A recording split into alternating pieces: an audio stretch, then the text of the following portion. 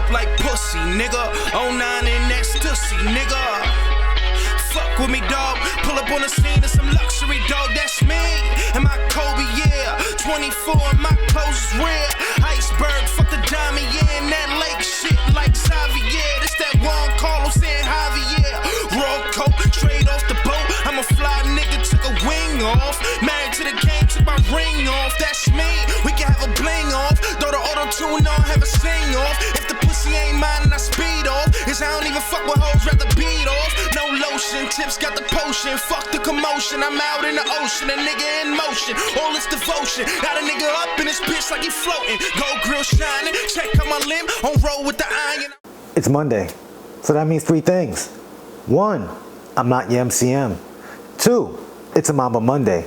And three, it's time for the A24 podcast. How you guys doing? I'm your host, the product of poverty's environment, the Pope Chuck Paul. Woo!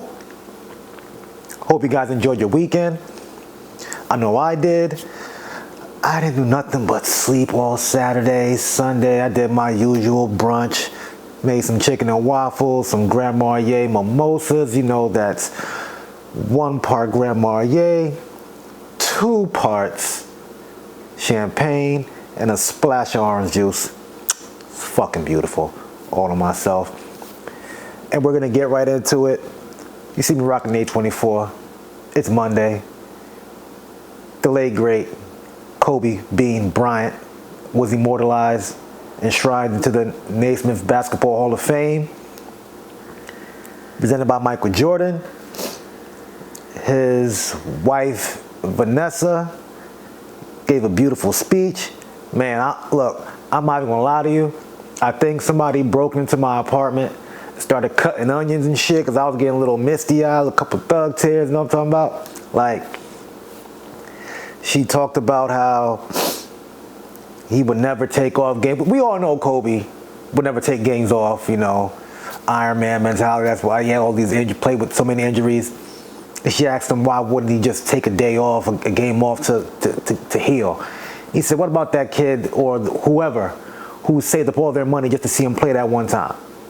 You know, I remember one time I had tickets to see him in the Garden, and he was suspended that game.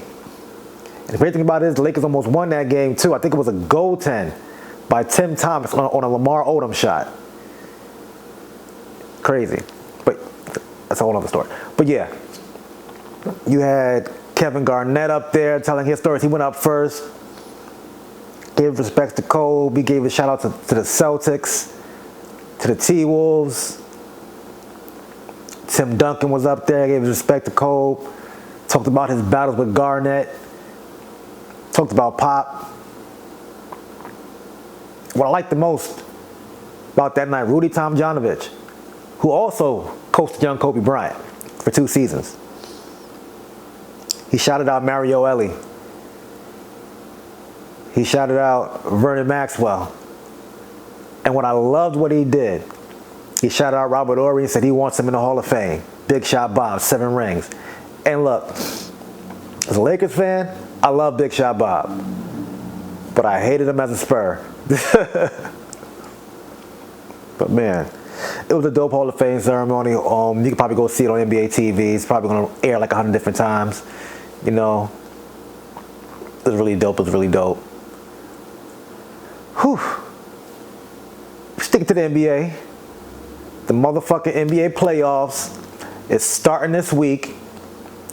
Tomorrow, the NBA play-in tournament begins. Now, I know what you're thinking, like, all right, how does this work? It's kind of like on a whole NFL scale where, like, some folks get I wouldn't say a bye, but they know who they're playing already. So the first and second seed on the East and West don't know who they're playing yet. The 7th and 8th seeds will play. Hold up. I got this right here. I want to make sure I get this motherfucking right. All right. The 9th and 10th seed play each other, and the winner from that will play the first seed. And the 7th and 8th seed will play each other, and they will play the second seed. So right now on the West, we got the Clippers and Dallas, 4 and 5. Denver and Portland, 3 and 6. The Jazz will either play the Spurs or the Grizzlies. and the Suns will play either the Lakers or the Warriors. Now, I'm keeping it 100. I don't think the Suns has a chance with either or. The Jazz can beat Memphis and San Antonio, in my opinion. Excuse me. Now, on the east side of town, 9 and 10, Indiana and Charlotte. I can see Charlotte winning that. 7 and 8 is Boston and Washington. Now, here's the thing. Right now, I think the Wizards are overachieving, being that they were shitty in the beginning of the year. They started clicking at the right time. Same thing with the Warriors. The Celtics, oh my God, underachieving. They shouldn't even be in the play-in tournament right about now. It's like they've been regressing year by year by year by year. I mean, Brad Stevens. I say after this season, I say fire him now. But next season, when they get a whole season, and this whole coronavirus COVID shit is over, he needs to be reevaluated. Get him the fuck out of there. Or you could talk to Danny Ainge because, I mean, hey, he's the one who's making the player personnel, the player movements. He built that team. So we'll see. But I think I still got Boston in that one. And the winner from that will see the Nets. See, I'd rather see, like, you know what, I'm big on storylines and shit. So I wouldn't mind seeing Westbrook going against KD in the first round and the Wizards beating them. Come on, Westbrook he teamed up with Harden as well. I like to see that. But Boston, a healthy Boston against Brooklyn Nets, yeah, that's some shit to watch too. Now the Sixers, Philly, my second home. They will see either, hold up, who are they going to play? I think they play either Charlotte or Indiana. See, now I'm confused, but whatever. I think they can beat either Indiana, Charlotte, Boston, or Washington no matter what. They got to go to the Eastern Conference Finals. They got to see either Miami or Milwaukee. And Miami and Milwaukee play in the first round too. Knicks and Atlanta the first round. Finally, the Knicks are back in the motherfucking playoffs. I can see them beating Atlanta. But after that, I don't know. I don't know. And of course, you already know I'm a Lakers fan. I see the Lakers beating Golden State. I mean, Curry gonna get his. But who else gonna score? Not Draymond, not Wiggins, not Kelly Oubre Jr., not Daniel Lee, not Looney, none of these dudes. We got AD back, we got LeBron back, we got Drum, we got Schroeder back, Caruso back, Kuzma, THT, Montrez. So I give name like 8-10 people. We deep. So we got this. You know what I'm saying? I'm not mad, I'm not scared. You know what I'm saying? I want the Lakers to win the championship again this year. Got a two-peat because it was COVID season. They didn't get to have no parade. I want them to win so they can have a parade. So I can fly out there and party with my LA folk. And shout out to Undefeated because I won the raffle for those Hall of Fame Kobe 5s. The Mamba Gods looked out for a brother. Yeah. Happy about that. But oh man. The talk of the town. All good things come to an end, people. Rockefeller, ECW. What else? What other good shit came to an end? Joe Budden Podcast? Yeah. It's over with, folks. And the crazy thing about it, when the year started, I stopped watching and listening to a lot of different podcasts, whatever, so I could just get a clear frame of mind to work on my own shit. Not even just like the Joe Budden Podcast, but even the the basketball podcasts I normally watch, like all the Smoke and Knuckleheads, or even like watching it's not a podcast, it's a radio show, but the Breakfast Club, things like that. Just so I don't reiterate the same things that other shows are talking about. So I have my own clear opinion on things. And then like a few months ago, I get wind like, hey, Rory and Maul's not on the show. I'm like, all right, maybe you're taking a break, whatever. But Joe was still on there. And, you know, he always mentions his two friends, Ice and Ish, whatever. And then I watched the show randomly one day. I'm like, seen like a clip. I'm like, who are these guys? But technically, they're Maul and Rory's replacements. Now, I didn't get to listen or watch the episode, I think 437. There could only be one way. I had a link to it, then it got taken down. And pretty much, Joe was talking about how they wanted to see accounting and saying that they don't have access to that because they're pretty much hired employees and they're not partners. So I'm saying to myself, like, look, if I created something like the Kickoff Show, the Kickoff Media Group, the A24 Podcast, all of those things are mine. I own those. Official company and all that shit. And someone I hired to be on the show tells me they want to see where the money's going, I'm going to say no.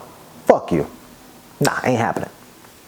But I watched Maul and Rory's response, and pretty much they reiterated the same thing over and over for like a good hour. That they're pretty much not hired employees, but they're partners. And they pretty much get royalties off certain things, you know, like they have their salary, but, excuse me, they get, I guess, royalties, percentages or whatever, off particular ads, sales of merch, tickets, and things of that nature. And that's where the problem started to begin. And now, like I was talking to, I was bringing up my cousins, that group chat, and I was saying, yo, if these were problems that they were having like 2 years ago, and they're just now coming to the forefront and this is happening, that's on Rory and Maul. Y'all should have been nipped that shit in the bud. I'm probably going to miss a few points. But the problem with people, and even in like even loving relationships and shit like that, you see a flawed motherfucker, a flawed man, a flawed woman, and you can be like, I can fix that, or they're not going to do that to me. It's like when you date someone that you've known for a long time, who y'all were friends for, like, they're not going to do that to me. They know what I've been through, this, second, and fourth. They did that fucked up shit to them, but that was them. We got history. We cool. I think that's what happened. They were like, you know what, he did bad biz with X, Y, and Z, but he won't do that to me because we're friends.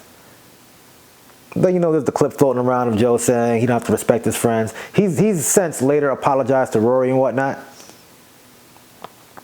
But even I have friends that I'm super fucking tight with. So I get in a brawl with, a shootout with, whatever. But I won't do business with because I've seen how they conducted business with other motherfuckers.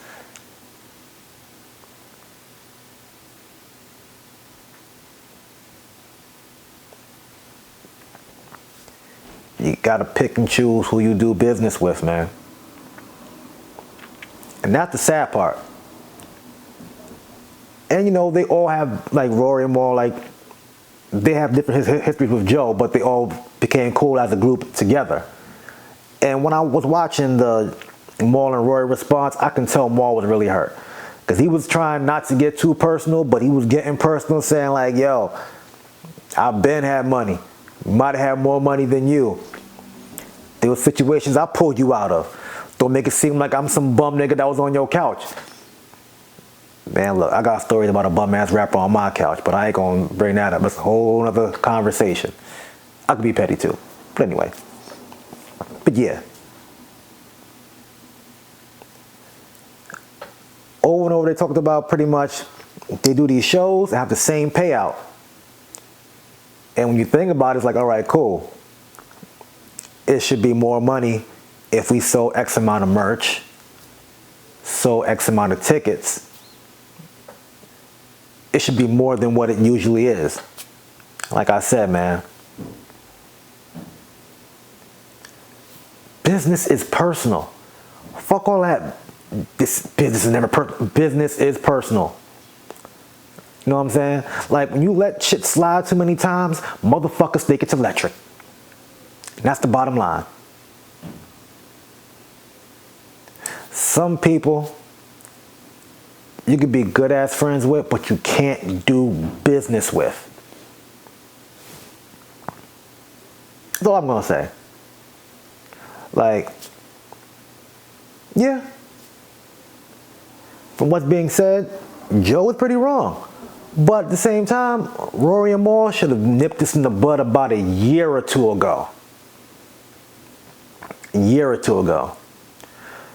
Because like Mal and Rory, well, like Mal was saying, pretty much, he been wanting to get them out because he didn't want to pay them as much as they were getting paid, so he could bring in motherfuckers that he could pay less and won't question anything that he's doing. I mean, hey, that's some boss move shit. Some slimy shit. But hey, man, I guess a motherfucker want to cut costs, but if it's at the expense of your friends, well, that just depends on the person, on how they value friendship, you know? But that's just my 2 cents. I say Rory and Mal should have been nipped that shit in the bud. They might as well wait out their contract and do their own shit together and keep that new Rory and Mal drop and even make that their motherfucking intro. And I say they should even do this. Start a podcast together, using the Rory and Mal drop, and drop the same days as the Joe Budden Podcast. I love it. Fuck it. Like Wrestling Monday Night Wars, WCW versus WWF. Why not, man? Bug it. People gonna tune in anyway, you know? I might even tune in. Shit. Why not? Podcast beef. Ain't this some shit? It's like all the things they talked about, sticking it to the man, not beefing online, and look at everybody. Beefing with each other. So yeah, this whole thing is over money, unfortunately. Motherfuckers just want to see the books. That's it. If you got nothing to hide, let motherfuckers see it. That's all. And before I let go, The Shy returns this weekend. Some more gangster shit. And don't forget to check out Godfather of Harlem. Dope show. Forrest Whitaker. Gotta love it. But yeah, man, I'm gonna get out of here. I'm gonna holler at y'all next Monday. Y'all be safe. And hopefully, the Lakers are in the motherfucking playoffs next week. That's my time. And remember to always like, share, subscribe, comment. I am the Pope Chuck Paul. Peace out.